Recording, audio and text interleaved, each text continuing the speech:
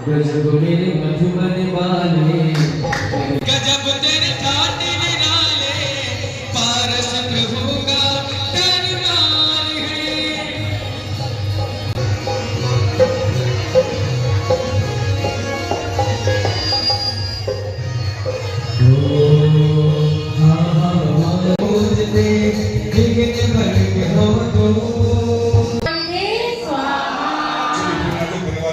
उत्तम देश सुसंगति दुर्लभ।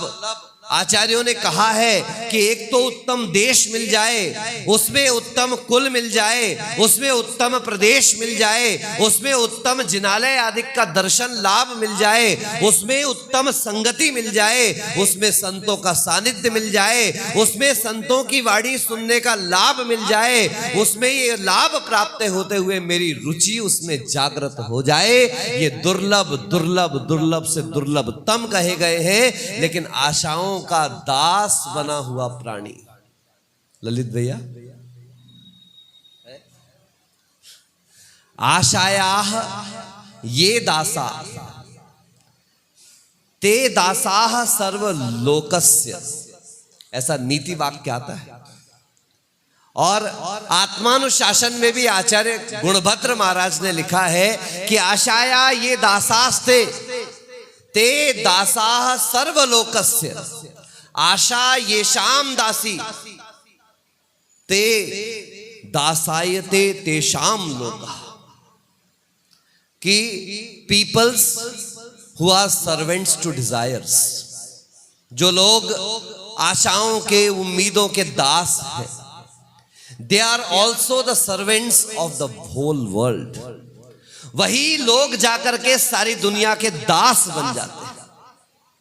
और peoples those who made the desires to servants to desire, जिन्होंने अपनी आशाओं को, अपनी उम्मीदों को, अपनी भावनाओं को, अपनी कामनाओं को, अपनी वासनाओं को स्वयं का दास बना लिया, the whole world becomes the servants to them. आप आकर के रोज कहते हैं भगवान मैं आपका दास हूं, मैं आपका सेवक हूं, मैं तो आपके चरण चंचरीक हूं, क्यों कह रहे हो? ये उस व्यक्ति को कहा जा रहा है जो नजर उठा करके भी आपकी तरफ नहीं देख रहा है। और अगर कहीं ऐसा हो जाए ललित जी, एक दिन आशा दीदी आपके सामने सब्जी परोस दे और आप जरा उनकी सब्जी की तारीफ ना करो, है आगे कहने की जरूरत नहीं है, आपको सब खुद पता चल जाएगा कि आप आशा जी के दास हो या नहीं हो। सत्य तो यही है कि अगर एक दिन आप वहां तारीफ नहीं कर पाओ, एक दिन आप प्रशंसा नहीं कर पाओ, एक दिन उनके भोजन के बारे में कुछ अच्छा ना कह पाओ, तो आपको पता चल जाएगा अगले दिन भोजन में नमक मिर्ची का स्वाद क्या होता है। सत्य तो यही है कि संसार में जितने भी संबंध हैं वे आशाओं के साथ चल रहे हैं। लेकिन हम लोग प्रति समय यही सोच के चल रहे हैं, मैं हूं जो चल रहा है, मैं हूं जो चल रहा है। और यही अहंकार हमें संसार में उस समय महसूस होता है जब हम किसी बिस्तर पर जाकर लेटते हैं, किसी बीमारी ने हमको घेर लिया होता है, या किसी परिस्थिति विशेष में हम किसी प्रकार से किसी के दास या किसी के गुलाम बन जाते हैं, किसी पे डिपेंडेंट हो जाते हैं। तब जाकर के हमें पता चलता है कि सारा जीवन हम जिनके लिए भागे हैं, सारा जीवन हम जिनके लिए दौड़े हैं, और सारा जीवन हमने जिनके लिए किया है, अंत में वे सब बाहर साथ में दिखते हैं मगर साथ में कोई होते नहीं। दर्पण के सामने कभी जाकर खड़े होना, आईने के सामने कभी जाकर के खड़े होना। आपको आईने में आप दिखते तो हो, लेकिन क्या आप आईने में होते हो क्या? नहीं, अच्छे से विचार कर लो। जल्दीबाजी में मुंडी हिलाने वाला काम नहीं करना। मैं आशा नहीं हूं कि मैंने कहा सब्जी अच्छी बनी है तो तुमको मजबूरी में ऐसी ऐसी मुंडी हिलाना पड़ेगा। मैं भाव सागर जी हूं, आप मना कर सकते हो। आप दर्पण के सामने खड़े होते हैं, दर्पण में अपना बिंब देखते हैं, तो क्या आप दर्पण में होते हैं या आपका प्रतिबिंब दर्पण में होता है? बोलिए जल्दी, सही है ना? आप दर्पण में नहीं होते, आपका प्रतिबिंब दर्पण में होता है। बंधुओं, कभी दर्पण से इस बात को सीखने की कोशिश करना। कल शाम की कक्षा में आपसे कहा था कि जीवन के दो सबसे बड़ी साधना है, एक अप्रभावित होकर देखना और एक देख कर भी अप्रभावित रह जाना। अगर संत ये साधना कर रहे हैं तो समझ लेना बंधुओं, नग्नत्व बहुत आसान है। समझ लेना कि एक बार भोजन करना बहुत आसान है। हमारी छाया दीदी 2 रोटी के बाद थाली छोड़ के उठ जाती है। हमको तो आहार में प्रवचन देती है। क्या प्रवचन देती है? महाराज 100 बच्चों के भोजन कराना आसान है, आप 2 महाराजों के आहार कराना भारी पड़ता है। और जब खुद खाली पर बैठती हैं क्या करती हैं? 5 मिनट में ऐसा लगता है थाली सूंघ करके उठ के निकल आई। खाते हो दीदी कि सूंघते हो? कभी विचार करना, सच में नग्न रहना कितना आसान है।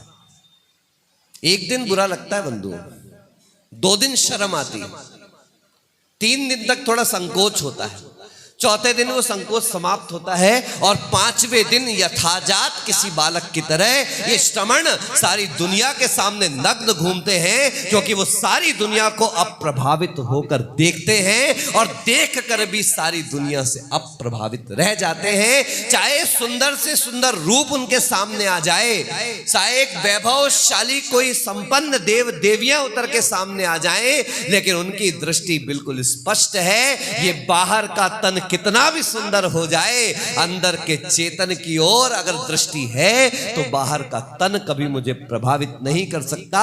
और किस तन से प्रभावित हो रहे हो? अरे नवमल द्वार स्रवेनि सिवासर, नाम लिए घिन आवे। एक बार विचार कर लेना, तुम लक्स लगाओ, तुम रेक्सोना लगाओ, तुम लिरिल लगाओ, तुम वो मलाई वाला डव लगाओ, ट्रांसपेरेंट वाला पियर्स लगाओ, चाहे वो आता है ना एक राजेश भैया, आपकी त्वचा से तो आपकी उम्र का पता ही नहीं चलता। कौन सा है? संतूर लगाओ, अच्छे से अच्छे कंपनी का साबुन लगाओ, बेहतर से बेहतर कंपनी का परफ्यूम डिओड्रेंट लगाओ और अच्छे से अच्छा भोजन करो। चाहे अमेरिकन खाओ, चाहे मैक्सिकन खाओ, चाहे चाइनीज खाओ, चाहे स्पेनिश खाओ, चाहे south north east west, idli dhokla samosa kachori. Hemant ji सोच रहे हैं महाराज अब ही नाम ले ले का सारे। सुबह से चाय तक तो पीने नहीं मिली और आपने सारा मेनू बता दिया। मैं इसलिए मेनू बता रहा हूं कि सारा का सारा मेनू दिन भर डकार रहे हो, लेकिन ये शरीर इतना घटिया है कि केसर चंदन द्रव्य सुगंधित वस्तु देख सारी और देह परसते होए अपावन, निष्दिन मल झारी। आप खूब अच्छा अच्छा लगाओ, 1 घंटे 2 घंटे 3 घंटे, फिर वही पसीने की बदबू। ये इतना घटिया शरीर है कि उत्तम से उत्तम द्रव्य को भी क्या कर देता है? घटिया से घटिया रूप में परिवर्तित कर देता है। इसलिए संत साधु श्रमण, श्रमण वही जो श्रम करे। बोलो क्या कहा? बोलो मनोज भैया, कौन सा श्रम कर रहे हो? कोई खेत खोद रहे हैं, कोई कहीं नहर बना रहे हैं, कहीं पर जाकर के कोई दुकान में माल इधर का उधर कर रहे हैं। कौन सा ऐसा श्रम मुनिराज कर रहे हैं जरा बताओ तो। तब आचार्य महाराज कहते एक बार प्रतिमा को देखो। अगर श्रम को समझना है तो दुनिया का सबसे कठिनतम श्रम है अपनी आंखों को बीच में लेकर के आ जाना, मध्य हो जाना, मध्यस्थ हो जाना। उससे कठिन श्रम है। ये करना बहुत आसान है, ये करना बहुत आसान है, ये करना बहुत आसान है। दुनिया का सबसे कठिनतम काम है अपने हाथ पर हाथ धर के बैठ जाना। दुनिया ने कहा ये भी बहुत आसान है। हाँ बजाओ बजाओ बजाओ, क्या है ये बहुत आसान है। महाराज ने कहा बिल्कुल सही, द डिफिकल्ट इज उस रास्ते पर चल करके दिखाना। अभी आपसे कहा था ना, लातों के भूत, बोलो ना, तो हम सारे लातों के भूत हैं। महाराज क्या कह रहे हो? हाँ सही कह रहे, हम लातों के भूत हो और तुम सारे हाथों और बातों के भूत हो, क्योंकि आपको सिर्फ दो ही काम आते हैं, वाह वाह करना और ताली बजाना। ये बैठे श्रवण जिन्हें आगम में वास्तविकता में लातों के भूत कहा जाता है। व्याकरण पढ़ोगे तो समझ में आएगा। भूत शब्द का अर्थ होता है होने के अर्थ में, करने के अर्थ में। जो स्वयं अपने पैरों से चलकर दिखाते हैं उन्हें हमारी व्याकरण में लातों के भूत कहा जाता है। और जिंदगी भर तालियां बजाकर और वाह वाह करके बस अपना काम निपटा लेते, उनको हाथों और बातों के भूत कहा जाता है। विष याशा वशातीतो निरारंभो परिग्रह ज्ञान ध्यान तपो रक्तस तपस्वी स प्रशस्यते। आचार्य समंत भद्रदेव देव और शास्त्र का वर्णन करने के बाद उन गुरुओं का वर्णन करते हैं। प्रश्न उठता है, महाराज 9वें नंबर का श्लोक तो आपने छोड़ दिया, वो शास्त्र का वर्णन था, जानबूझकर छोड़ दिया आपको ये बताने के लिए कि आप ध्यान से सुनकर चलना कि जब मैं पूज्य आचार्य अभिनंदन सागर जी के पास कभी थोड़ा बहुत अध्ययन वहां करने का मौका मिला, वहीं पर पूज्य आचार्य विपुल सागर जी महाराज खंडेलवाल दिगंबर जैन मंदिर उदय में प्रवास करते थे। उनके साथ एक मुनिराज थे रवि सागर जी महाराज। आपने कभी नाम नहीं सुना होगा, आज तो सुन लिया। नहीं जानते तो कभी शिखर जी जाओ तो 20 पंथी कोटि में एक निरंजन सागर जी महाराज अभी विराजमान है वर्तमान में। उनके गृहस्थ अवस्था के पिताजी होते थे रवि सागर जी महाराज, और पूज्य आचार्य श्री के गुरु विपुल सागर जी और रवि सागर जी हमेशा साथ रहते थे। तो हम लोग कभी कभी उनके साथ बैठकर धवला ग्रंथ का अध्ययन करते थे। तब रवि सागर जी के मुख से हमेशा निकलता था देव गुरु शास्त्र। बोलो क्या निकलता था? फिर से बोलो। मैं कई बार सोचता था महाराज देव शास्त्र गुरु क्यों नहीं बोलते। तब एक बार मैंने रवि सागर जी से पूछ लिया तो कहते भैया 6 आवश्यकों के नाम बताओ। पता है आप लोगों को? क्या पता है? क्या नाम है तुम्हारा? हर्ष जैन राव का। 6 आवश्यकों के नाम पता है? इनके आवश्यक बदल गए आजकल, इनको पता ही नहीं है। इनके आवश्यक अलग है, अब पता नहीं कौन कौन से चल रहे हैं। व्हाट्सएप दर्शनम प्रथमम, फेसबुकम द्वितीयम क्रमम, इंस्टाग्रामे तृतीयम तु और ट्विटर से चतुर्थम क्रमम, गुग्गुले सर्वम ज्ञानम, यूट्यूबे सर्व दर्शनम इति एतत् षट कर्माणि गृहस्थानाम नव दिने दिने। अब ये इन बच्चों युवाओं के, मैं तो हंस रहा था, मैंने बड़े महाराज जी कहा भी कि वो भजन गाता तो मुझे हंसी आ जाती। कौन सा भजन गा रहा था वो प्रवचन के जस्ट पहले? ओ गुरु सा बोला। पीछे वाले तो ऐसे बैठे हैं जैसे कि हेमंत जी ने सब लोगों को ना 500-500 रुपए पकड़ा दिए थे, बैठ जाना विधान में। साड़ियां तो बड़ी एक सी पहनी पर मुंह से आवाज नहीं निकल रही। हे गुलाबी साड़ी वाली, धन्य है तुम लोग। फूल के रंग के साड़ी पहन के फूल मत बनो, जरा मुंह से बोलो। क्या कह रहे थे? सावन का महीना होगा। आती नहीं आजकल। राखी वाखी के दिन तो कॉलेज ही नहीं जाते लड़के, राखी के दिन स्कूल नहीं जाते, डर के बारे कोई हाथ में बांध ना देखा राखी। अब इनके ना सावन आता है, ना कार्तिक आता है, ना भादो आता है। आजकल के युवाओं का एक ही महीना आता है, फरवरी का महीना होगा, उसमें होगा रोज डे। क्या? आजकल के युवाओं का एक ही महीना आता है, कौन सा? फरवरी का महीना होगा, उसमें होगा रोज डे। तू बने रोज तेरी डंडी। फिर मैंने कहा अब तो मार्च आएगा, होली आएगी, कोई नहीं महाराज, हमारा तो दूसरा महीना भी यही है। बोले क्या है? फरवरी का महीना होगा, उसमें होगा चॉकलेट डे। तू बने चॉकलेट, तेरा मिल्क बनूं मैं। भाई तीसरा महीना तो आएगा। बोले नहीं महाराज, हमारा तो 7 दिन में महीना चालू होता है और 7वें दिन आकर के महीना खत्म हो जाता है। Love at first sight and divorce at first fight. क्या हुआ हेमंत जी? है बताओ ना। 14 फरवरी के 7 दिन पहले चालू होता है लव एट फर्स्ट साइट, और 7 दिन में सारे गिफ्ट टिफ्ट दे दुआ के 14 को वैलेंटाइंस डे, और 15 तारीख को क्या हो जाता है? Divorce at first fight. अरे भूल गए 14 फरवरी को एक दिन और आता है जो अभी 2 दिन पहले भी आया था। यहां हम मनाते रह गए वैलेंटाइंस डे, और वहां वो शहीद देश के नाम अपनी जवानी कर गए। पुलवामा का अटैक हुआ, 47-48 योद्धा, सिर्फ जो अपने घरों के लाडले थे, जवान थे, युवा थे, और आज अच्छे अच्छे जिम जाने वाले युवाओं से ज्यादा सुंदर अगर खड़ा कर दिया जाए तो अच्छे अच्छे मॉडल और हीरो जिनके सामने पानी भरते नजर आएंगे, ऐसे ऐसे युवा देश के लिए अपनी जान दे देते हैं। अगर इन युवाओं से कह दिया जाए अरे पागल हो तुम किनके लिए अपनी जान दे रहे हो,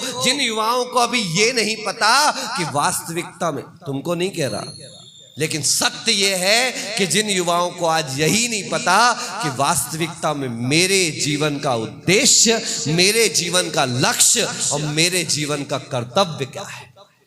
कहते हैं देव पूजा गुरुपास्ति स्वाध्याय संयमस्तपः दानम चेति गृहस्थानाम षट कर्माणि दिने दिने। ध्यान से सुनना, बस 3 मिनट 4 मिनट और बचे।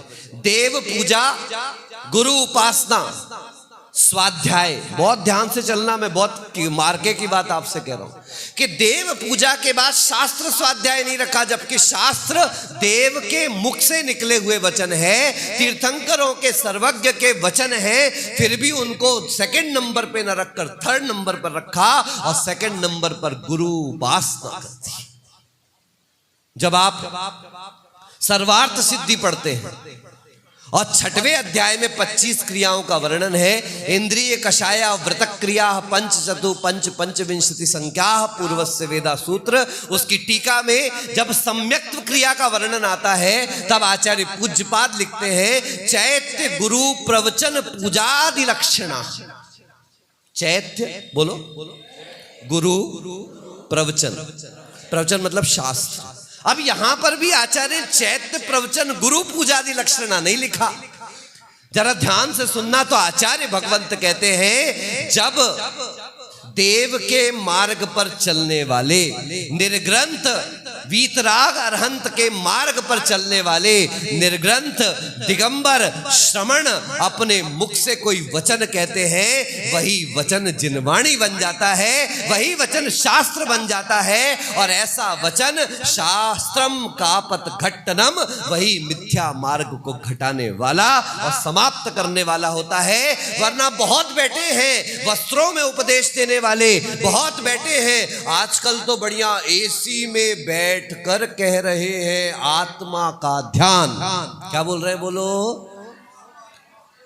हे भगवान कितनी बार कहा है मैं बोलूं, बोलो, और नहीं बोलो तो अगले जन्म में वही का किरण करोगे फिर तुम लोग। हैं बोलो, क्या कहा? एसी में बैठकर हो रहा है आत्मा का।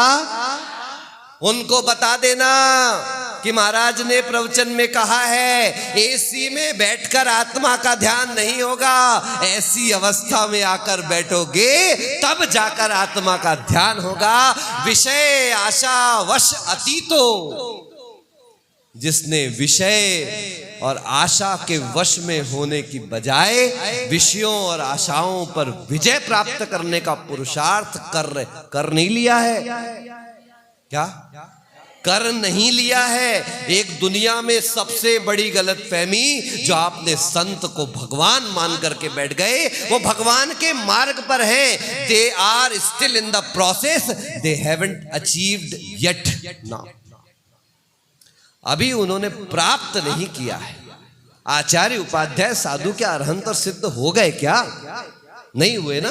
तो अभी विषयों पर विजय प्राप्त कर रहे हैं, अभी आशाओं पर विजय प्राप्त कर रहे हैं। वश अतीतः कहने का मतलब उनके गुलाम नहीं बनते हैं, लेकिन विजय प्राप्त अभी नहीं करी, उस विजय प्राप्ति के अभियान में जुटे हुए हैं।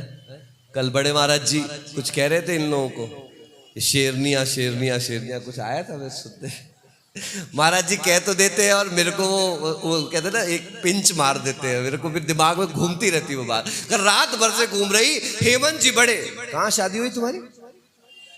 हाँ हाँ बताया था, हजारीबाग। बड़े एहसान बता रहे थे। ये कितने साल हो गए? 40 में 5 मिलाओ, मेरी उम्र हो गई। इतने साल से विवाहित हैं, बताइए ये साल। और ये एक दिन ऐसे विहार में बता रहे थे, महाराज 40 साल पहले ऑपरेशन सिंदूर करने गया था मैं। कहा? हजारीबाग। कौन सा सिंदूर? ऑपरेशन सिंदूर करने हजारीबाग। बोले महाराज शेर हूं शेर, ऑपरेशन सिंदूर करने कहाँ गया था? हजारीबाग। मैंने कहा काहे के शेर, गीदड़ हो 1 नंबर के। बोले महाराज ऐसा क्यों कहते हो? मैंने कहा गए थे ऑपरेशन सिंदूर करने, बस भर के 25 साथ लेके गए थे कि नहीं? कुछ इधर उधर ना हो जाए, कैमरे वाला साथ लेके गए थे, रिकॉर्डिंग वाला साथ में लेके गए थे, पूरे गांव के लिए बैंड लेके गए, सबको पता चले मैं आया हूं, ताकि कोई अनहोनी ना घट जाए। और इतना डरपोक आदमी कि यहाँ पे कटार और डाल के लेके गया था कि नहीं गया? ये गए थे ऑपरेशन सिंदूर करने। अरे क्या अपने आप को शेर शेर कहते हो? शेरनिया तो ये सारी बैठी है, तुम इतना ताम झाम लेके गए थे, ये सब कुछ छोड़कर अकेली तुम्हारे साथ चली आई, एक अनजाने आदमी के साथ, एक अनजाने परिवार में, एक अनजाने शहर में, एक अनजाने घर में, एक अनजाने व्यवहार क्षेत्र में। शेरनिया तो बजाओ ताली। और उससे बड़े शेर तो ये बैठे हैं जिनको पता ही नहीं है कि तुम हो कौन, और अंजलि में बस मन शुद्धि बोलते हो, वचन शुद्धि बोलते हो, काय शुद्धि बोलते हो, आहार जल शुद्ध बोलते हो, और तुम पर विश्वास करके अपनी अंजलि तुम्हारे सामने कर देते हैं। ये भी नहीं देखते कि अमीर दे रहा है कि गरीब दे रहा है, ऊंचा दे रहा है या नीचा दे रहा है, देने वाली बाई काली है कि गोरी है? कभी ऐसा लगा तुम लोगों को देखकर? संत कितनी साधना कर रहे हैं अब प्रभावित होकर इस संसार को देखने की। इस विषय में और चर्चाएं भी हम लोग करते रहेंगे। समय पूज्य आचार्य श्री के प्रवचनों का हो गया है। इन प्यारी सी पंक्तियों के साथ कि सुनहरी धूप में भी घनी चांदनी सी होती है, और तुम्हारे साथ तो दुनिया नई सी होती है, और आपके गले में ईश्वर की अजीब बरकत है। आप बोलते हैं तो एक रोशनी सी होती है, आप बोलते हैं तो एक रोशनी सी होती है। बोलिए आचार्य श्री भद्रबाहु सागर जी महाराज की।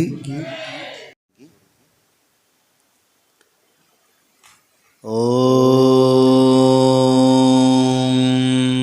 नमः सिद्धिभ्याम्।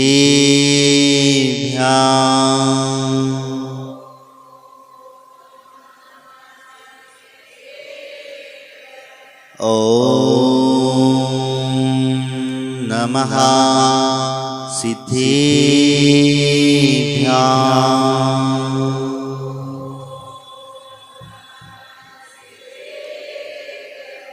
ओम नमः सिद्धिभ्याम्।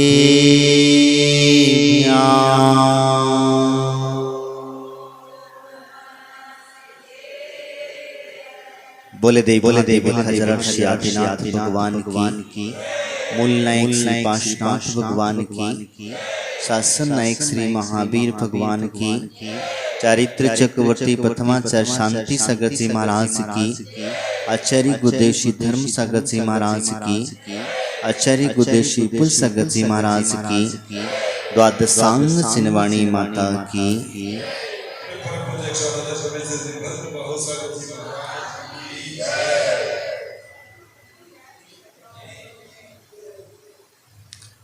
बंधो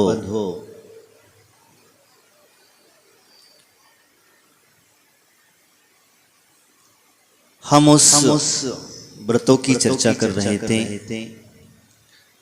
जिन व्रतों को धारण करने से जीव स्वर्ग और मोक्ष की प्राप्ति करता है। उन व्रतों को वो कितना पालता है इसके ऊपर डिपेंड होता है।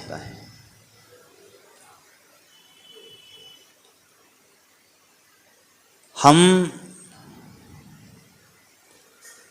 कितना व्रतों को पालते हैं इसके ऊपर डिपेंड होगा, और कैसे पालते हैं इसके ऊपर डिपेंड होगा। पूजा करी, पूजा का फल हमारे आचार्यों ने कहा है कि वो व्यक्ति नियम से पूज्यता को प्राप्त होगा ही होगा। अब क्या गलती हो गई कि हमारी पूजा का फल हमें नहीं मिला? ऐसी कौन सी हमसे विधि बिगड़ गई जिसकी वजह से हमें जो फल मिलना चाहिए था वो नहीं मिला? कल एक बात कही थी कि जिस व्यक्ति को अपने लाभ अंतराय कर्म को काटना है तो दान करना पड़ेगा। क्या करना पड़ेगा? लाभ अंतराय कर्म को काटना है तो दान करना पड़ेगा, और दान व्यक्ति प्रतिदिन करता रहेगा तो उसका लाभ हमेशा मिलता रहेगा। मिलेगा कि नहीं मिलेगा? लेकिन आज हम क्या करते हैं? किसी बाबा जोगी के पास जाकर के माथा रगड़ लेते हैं, अपनी झोली फैला देते हैं। हम लोग ये विचार नहीं करते हैं कि हमारा कर्म सिद्धांत है, जैन धर्म सिखा रहा है, जैन धर्म चिल्ला चिल्ला के कह रहा है, हमारे आचार्य भगवंत कह रहे हैं कि भैया दान करो। क्या करो? और दान भी ऐसी जगह करना जिसको आवश्यकता है, वहां करोगे तो फल मिलेगा, अन्यथा नहीं। अन्य धर्मों में भी कहा है भूखे को भोजन कराओ, भूखे को भोजन कराओ। अन्य अन्य प्रकार से दान की व्यवस्थाएं कहीं। क्यों कराना चाहिए भूखे को भोजन? तो वो कहते हैं कि जो व्यक्ति भूखे को भोजन कराता है वो व्यक्ति कभी भूखा सो गया नहीं। हमारे जिन धर्म आचार्य भगवंत कहते हैं कि आप जब दान करेंगे और दान का महत्व समझ पाएंगे तभी तो आप दान करना सीख पाएंगे। आजकल आप लोगों ने क्या करा है? पेटियां लगा दी मंदिरों में। क्या लगा दी? मंदिरों में पेटियां लगा दी, और पेटियों में हम चुपचाप जाते हैं, दान डाल आते, कहते गुप्त देना, गुप्त धन की प्राप्ति करना। नहीं, पेटियों में कभी दान नहीं डालना। दान के 7 क्षेत्र कहें, कितने? उन 7 क्षेत्रों में अपने हाथों से दान देना। हेमंत जी मेरी तरफ देख रहे हैं, महाराज का करवाओगे तुम? अभी पेटियों में माल पानी नहीं निकलेगा तो मंदिर की व्यवस्था कैसे चलेगी? और आप कह रहे हो कि गुप्त नहीं डालना तो गड़बड़ काम हो जाए। हाँ भैया, सच कह रहा हूं।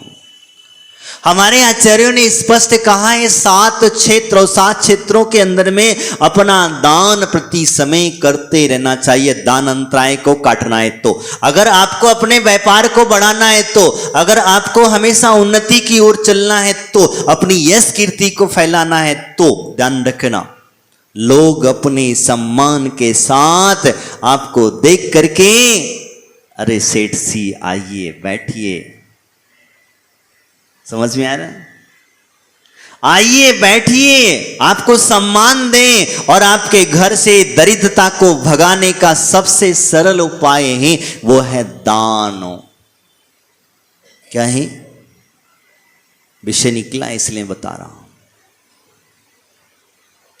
जब हम दान करते हैं तो दान पेटी में क्यों नहीं करना? क्योंकि दान पेटी का दान किसने दिया, कहां दिया और कहां गया और कैसे गया, पता चला?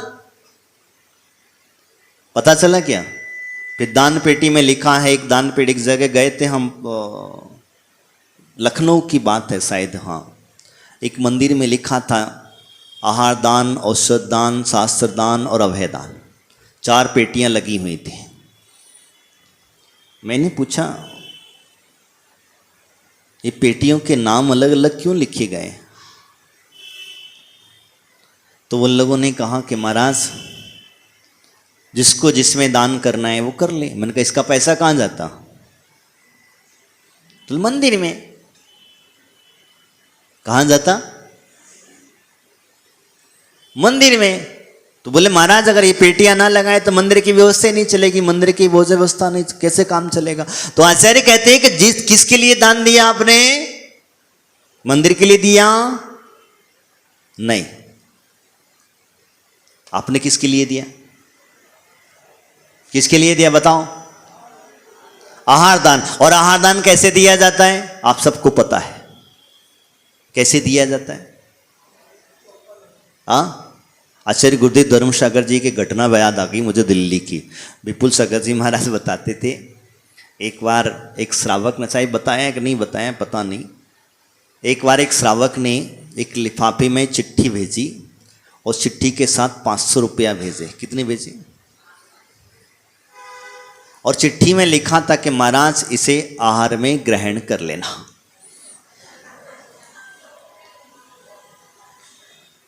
क्या हुआ? उसमें लिखा था कि चिट्ठी में आहार में ग्रहण कर लेना। विपुल सागर जी महाराज ने पढ़ के चिट्ठी सुनाई, उन्होंने तो बगल में एक श्रावक बैठा उसने सुनाई और जैसे कहा कि आहार में ग्रहण कर लेना। धर्म सागर जी महाराज जी बहुत मुस्कुराए, इतनी मुस्कुराए, दोनों बैठे बड़े हंस चक्कर कि देखो धन्य है ये श्रावक, इसकी बुद्धि को दाग देना पड़ेगा कि मुनिराजों को भी आहार में रुपया खिला रहे हैं। हर जगह रुपया खिला खिला के मुनिराज को भी नहीं छोड़ा। कुछ काम होता है तो लालच दे देते हो, घूसखोरी कर देते हो। कुछ काम बनवाना होता तो वहां भी घूसखोरी करो, तो यहां भी महाराज को भी वो टेबल के ऊपर वाला नीचे से दे देते हो। तो वो भी कह रहे महाराज को पटाना, महाराज को खुश रखना है, तो क्या करें?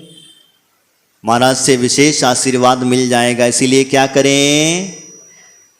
विशेष आशीर्वाद मिल जाएगा। इसलिए उसने कहा, फिर महाराज ने बहुत सुंदर सी बात कही कि भैया इसे पैक करो, एक कागज लो, उसमें थोड़ी जगह थी, उसमें नीचे लिखो कि मुनिराज, ध्यान सुनना, मुनिराज आहार में कभी रुपया नहीं खाते हैं, और वह ठीक वापस उसी पते पर रिटर्न भेज दो।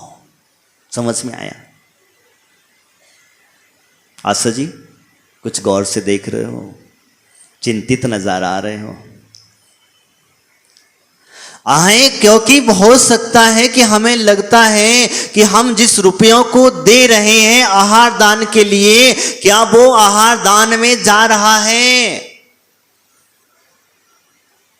नहीं। और दूसरी बात, मुनिराज कभी पैसा नहीं खाते। इसीलिए क्यों कहा गया कि मुनिराज की अंजलि में अपने हाथ से बनाया हुआ भोजन ही देना। क्या देना? अब तुम क्या देते हो? क्या देते हो? तो क्या मुनिराज पैसा रखे अब? और तुम लोगों के अब आगे चल कर के यही होगा, मैं बता रहा हूं, भविष्य दिख गया है। आने वाली पीढ़ी वही करेगी जो तुमने एक पार्टी डाल दी है। परिपाटी ऐसी डाल दी गई है, बस पैसा दे दो महाराज, अपना बनाओ, और समझ गए? तो तुम्हारा दान नहीं होगा। दान तो उसी का होगा जो अंजलि में दे रहा है। किसका? आप चाहते हैं तीर्थंकर जैसी महान प्रकृति का बंद करना, और तीर्थंकर जैसी प्रकृति का बंद करने के लिए पहले मेहनत करना पड़ेगी, अपने शरीर का उपयोग करना पड़ेगा, और फिर उस द्रव्य को साधु की अंजलि में दोगे तो तुम्हारा दान का महत्व समझ में आएगा। तो इसी प्रकार से आहार, औषधि, शास्त्र, अभयदान आदि की व्यवस्था, तो दान कहाँ दिया जाता है उसकी व्यवस्था समझना। गुल्लक में डालने से दान का महत्व समझ में नहीं आएगा। जब कहीं मंदिर की बात आती है तो मंदिर में दान देने की जब व्यवस्था बनती कि मंदिर की व्यवस्था कैसे चलेगी, मुझे बताओ मंदिर में खर्चा क्या है, मुझे बताओ। न मंदिर को लाइट की जरूरत, न मंदिर को किसी सेवक की जरूरत, न मंदिर में कोई सुरक्षा की जरूरत। अब आप कहेंगे क्या कह रहे हो महाराज? हाँ, मंदिर में किसी चीज की जरूरत नहीं है, ना पंखों की जरूरत, लाइट की जरूरत, ना तुम्हारे जितने भी डेकोरेशन दिख रहा है इसकी जरूरत, उससे कुछ भी जरूरत नहीं है क्या? किसको जरूरत पड़ी फिर ये सब चीजों की? ये तुम लोग यूज करते हो, पाटा, टेबल, चटाई आदि आदि तुम लोग मंदिर में दान देते हो। मंदिर को जरूरत है क्या? कौन यूज कर रहा है? कौन यूज कर रहा है? ईमानदारी से बताओ हेमंत जी। तो वो दान किसको लगा? विचार करना थोड़ा सा। मंदिर में आपने चटाई पाटा आदि के लिए दान दिया है, आपने पंखे लगाए, आपने लाइट लगवाई है, आदि आदि की व्यवस्था के लिए दिया है। उसका उपयोग कौन कर रहा है? भगवान कर रहे क्या? मंदिर कर रहा है क्या? कौन कर रहा? कौन कर रहा? तो आप बताओ, पुण्य मिला के पाप? अब तुम चिंतन करना, मैं नहीं बताऊंगा। जब तुमने द्रव्य दे दिया और देने के पश्चात क्या आप उसका उपयोग कर सकते हैं? कर सकते क्या? आपने द्रव्य चढ़ा दी थाली में, द्रव्य चढ़ा दी थाली में, और थाली में चढ़ाने के पश्चात क्या आप उस थाली के द्रव्य को खा सकते हैं? क्यों? तो फिर ये सब निर्माण नहीं हुआ जिसको तुम यूज कर रहे हो अपने बैठने के लिए, अपनी चटाइयों के लिए, टेबल के लिए, ये सब निर्माण नहीं हुआ। तुमने बड़े बड़े चांदी के कलश दे दिए, बड़े बड़े असियाँ दे दिए, और यूज किसके लिए कर रहे हो?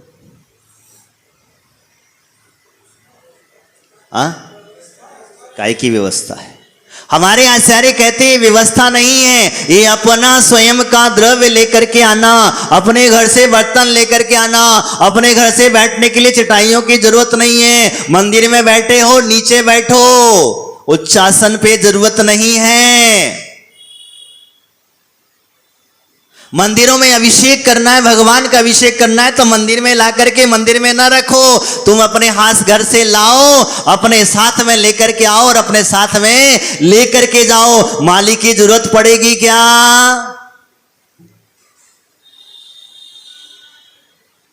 नहीं पड़ेगी। मंदिर में व्यवस्था बनाने की व्यवस्था कहीं है। अब हमने क्या करा? मंदिर में लाकर इतना परिग्रह जोड़ दिया, इतना परिग्रह जोड़ दिया कि उसको रखने के संभालने के लिए 4 आदमी और रखने पड़ते हैं। और वो 4 आदमी की तनख्वाह कहां से दें? तो फिर कमेटी वालों ने विचार किया कि गुल्लक लगा दो, तो डायरेक्ट तो मंदिर के नाम से तो कोई पैसा देगा नहीं, तुमसे आदमी की व्यवस्था के नाम से कोई पैसा देगा नहीं। मैं पटना में था, पटना में 2 गुल्लक लगी हुई थी। एक गुल्लक लगी थी सेवक के नाम की, और एक गुल्लक लगी थी मंदिर के नाम की। मंदिर के नाम की नहीं, जो भी द्रव्य आदि के नाम से जो है, और एक गुल्लक लगी थी द्रव्य के नाम से। तो शांतिलाल जी थे, अभी तो वो चले गए, सेठी जी जो थे उस समय पर अध्यक्ष थे, हम जब चतुर्मास हुआ था। तो उनसे हमने पूछा कि मैंने कहा बाबा जी आपकी गुल्लक में पैसा कैसा निकलता है, बताओ तो जरा। तो बोले महाराज मंदिर के नाम की जो गुल्लक लगी है उसमें तो पैसा पूरा फुल भर जाता है। मैंने कहा जो सेवक के नाम की गुल्लक लगी है वो मंदिर की सेवक जो व्यवस्थापक जो नौकर चाकर आदि के लिए रखा गया उसमें, बोले महाराज महीने भर की तनख्वाह भी साल भर में नहीं निकलती, तब क्या करें? तुम्हें अगर अपने काम करवाना है तो तुम्हें उसको दान दक्षिणा देना पड़ेगी, उसकी व्यवस्था बनाना पड़ेगी, ना कि मंदिर के पैसे से आप अपने लिए नौकर यूज कर रहे हैं। ये सबसे बड़ा समझ लेना। किसके पैसों से?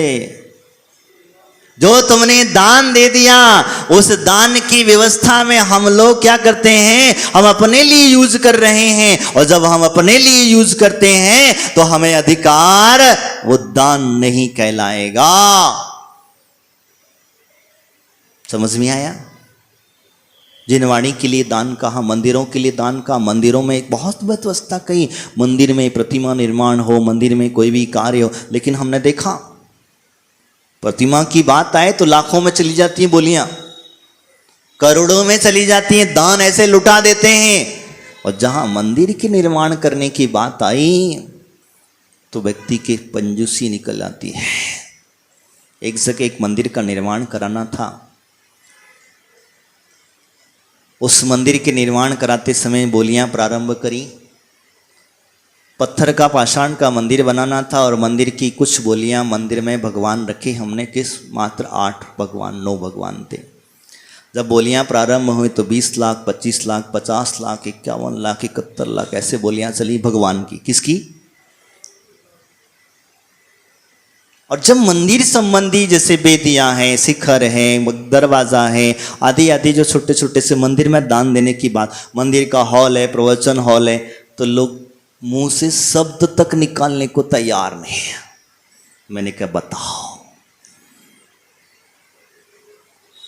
कैसी परिस्थिति, जबरदस्ती पकड़ पकड़ करके उसे मना करके कि भैया तुम्हारी तरफ से वेदी बनेगी, तुम्हारे तरफ से दरवाजा लगेगा, तुम्हारी तरफ से गर्भगृह बनेगा, ऐसे कर करके वो मंदिर के लिए, फिर भी मंदिर के लिए पूरा पैसा नहीं आया। मूर्तियों के लिए 6 करोड़ रुपया जमा हो गया, और मूर्तियां सिर्फ आना थी, 1 करोड़ भी नहीं लगना था। कितना? और मंदिर में 6 करोड़ रुपया लगना था, उसके लिए 1 करोड़ रुपया भी पूरा। तो बताओ क्या करा जाए? पुण्य आचार्य भगवंत कहते हैं चाहे मूर्ति का निर्माण हो और चाहे मंदिर का निर्माण हो, पुण्य तो बराबर लगेगा। 7 क्षेत्रों जो कहे गए हैं आचार्यों ने, उन 7 क्षेत्रों के अंदर में आप दान करते हैं तो वो दान का फल सभी का समान है, कोई अंतर नहीं है। चाहे महाराज को आहार करा लो और चाहे मंदिर का निर्माण कर लो, चाहे प्रतिमा का दान दे दो, मां जिनवाणी का लेखन करवा दो, मां जिनवाणी का प्रचार प्रसार कर लो। अब लोगों ने अलग अलग व्यवस्थाएं बना ली अपनी लालसा के मां से, जिनवाणी छपवाओगे तो आप अगले भव में ज्ञानी बनोगे। एक ज्ञानी ने ज्ञान दे दिया, कुंद कुंद आचार्य बन जाओगे। कुंद कुंद आचार्य बनने के लिए ऐसे भावों की भी आवश्यकता पड़ेगी। मंदिर की जिनवाणी उठाई महाराज के हाथ में। क्या हुआ हेमंत जी, गड़बड़ तो नहीं कर रहे? मंदिर की जिनवाणी उठाई और महाराज के हाथ में। तुम्हारा क्या था? क्या था ललित जी, क्या था? मनोज जी, तेरा तुझको अर्पण क्या लागे मेरा। क्या हुआ? हमने सारी व्यवस्थाएं बिगाड़ दी, हमने अपनी सुविधा के अनुसार अपनी क्रियाएं करने लग गए, हम अपने सुविधाओं को देख करके चलने लग गए। आजकल मंदिरों में लिफ्ट चाहिए, महाराज ऊपर चढ़ते नहीं आता, नहीं चढ़ते आता, चढ़ जाओ। शिखर जी का पहाड़ कैसे चढ़ोगे? तो महाराज आजकल तो मोटरसाइकिल चल गई है, बैठ करके ऊपर डोलियां चल गई हैं, बैठ करके ऊपर चले जाते हैं। तो कभी कभी ऐसी ऐसी चीज़ें हम लोगों ने मंदिरों में उपयोग करने लग गए, इस मंदिर की सुंदरता खत्म कर दी। यही कारण होता है बंधुओं, मैं आपसे जो चर्चा कर रहा था व्रतों की, इन व्रतों के प्रभाव से जो हम लोग क्या चाहते हैं, इन व्रतों से क्या नहीं मिलता है, तो कहते हैं तुम्हारी शक्ति के अनुसार व्रतों का पालन करना। कैसे करना? शक्ति के अनुसार व्रतों का पालन करना। और जो व्यक्ति शक्ति के अनुसार व्रतों का पालन करता है, शक्ति न छुपा करके चलता है, वही व्यक्ति क्रम क्रम से आगे बढ़ता चला जाता है। जैसे जैसे परिणाम तुम्हारे विशुद्ध होते चले जाते हैं, भाव तुम्हारे विशुद्ध होते चले जाते हैं, वैसे वैसे आपकी गति ऊपर की ओर बढ़ना प्रारंभ हो जाती है। और जैसे जैसे जब गति आपके ऊपर बढ़ेगी, जैसे जैसे आप ऊपर की ओर बढ़ते चले जाओगे और धीरे धीरे करके जब बढ़ते बढ़ते चले जाओगे, तो जब आपका पुण्य संचय कर जब कहीं खुदा ना खास्ता वापस भी लौट करके आना पड़ा, क्योंकि स्वर्ग डायरेक्ट, स्वर्ग से मोक्ष तो जाना है नहीं, और जब आप वापस लौट करके आओगे, उन व्रतों का प्रभाव देखिए कि आपने अपने जीवन में कुछ खाया नहीं, पिया नहीं, आदि आदि की व्यवस्था समझना। आप जिंदगी भर उपवास तपास करें, आपने जिंदगी भर ब्रह्मचर्य आदि की व्यवस्था समझना, आदि आदि आपने इंद्रियों पर कंट्रोल किया और वहां स्वर्ग में गए तो क्या हुआ? वैभव। जहां वैभव को तुमने त्यागा, वहां वैभव ही वैभव प्राप्त हो गया। किसके प्रभाव से? थोड़ा सा वैभव का त्याग किया, वहां हमने इतना बड़ा वैभव प्राप्त कर लिया। यही कारण होता है, इसीलिए कहा जाता है व्रती बनो, संभवता हो सके नियम का पालन करो, दृढ़ता से पालन करो, कंजूसी मत पालना। कंजूसी पालोगे तो नीचे लटक जाओगे, और जितनी दृढ़ता से पालन करोगे उतना उतना ऊपर चढ़ते चले जाओगे। और ऊपर चढ़ते चढ़ते कहीं हमें वापस आए, तो वापस आकर के हमारे आचार्य भगवंत कहते हैं, जब मनुष्य पर्याय को प्राप्त होगी तो आप हमेशा कभी दरिद्री होगे क्या? दरिद्रता को प्राप्त नहीं होगे। आप कभी भी ध्यान रखना, आपको हमेशा राजा महाराजा मंडलेश्वर महामंडलेश्वर नारायण प्रतिनारायण चक्रवर्ती बलभद्र आदि आदि ऐसे पदों को प्राप्त होकर के चलो। अवृत्ति प्राप्त नहीं हुआ, किसी का भी जीवन उठा के देख लो, पुराणों के अंदर में किसी का भी जीवन उठा करके देख लो, राजा महाराजा महामंडलेश्वर महामंडलेश्वर नारायण प्रतिनारायण तीर्थंकर आदि जो है, चक्रवर्ती आदि जो हैं, उन्होंने पूर्व भव में व्रतों को अंगीकार किया, उन्होंने पूर्व भव में मुनि व्रतों को अंगीकार किया, और जैसे जैसे अपनी विशुद्धि बढ़ती चली गई, उस विशुद्धि का परिणाम हुआ देव गति को प्राप्त हुए, और वे वहां से आकर के इस ऐसे महान पदों को प्राप्त किया, और अंत में उस मोक्षता को प्राप्त कर लिया करता है। बंधु, वास्तविकता स्थिति तो वही है कि हम लोग जो हैं व्रतों का पालन करते तो हैं, डरते हैं, और जो व्यक्ति डरता है वो डरता रह जाता है, संसार में परिभ्रमण करते रह जाता है। इसीलिए कभी भी हमें तो कहना चाहेंगे कि व्रत संयम आदि की जो व्यवस्था है, देव पूजा आदि जो है, तो मैं आपसे कह रहा था कि आप जो पूजा कर रहे हैं, आप जो भक्ति कर रहे हैं, आप जो शांतिनाथ विधान कर रहे हैं, ये 16 दिवस ही पखवाड़े में क्यों कर रहे हैं? तो एक छोटा सा उदाहरण मैं आपको बता देता हूं। आचार्य भगवंत कहते हैं, मथुरा में 2 बार उपसर्ग हुआ। कितनी बार हुआ? ऐसा पढ़ने में शास्त्रों में मिलता है। एक बार मथुरा में उपसर्ग हुआ था शत्रुघ्न के समक्ष, यानी कि राम के भाई, छोटे भाई शत्रुघ्न थे, और शत्रुघ्न ने धोखे से राजा मधु को, कौन को? राजा मधु ही नाम था ना, राजा मधु, हाथी पे वैराग्य हुआ था उसको, हाँ, केसलूस किया, और उस पर वहीं से वो, तो मधु को धोखे से उसको जीतना आसान नहीं था,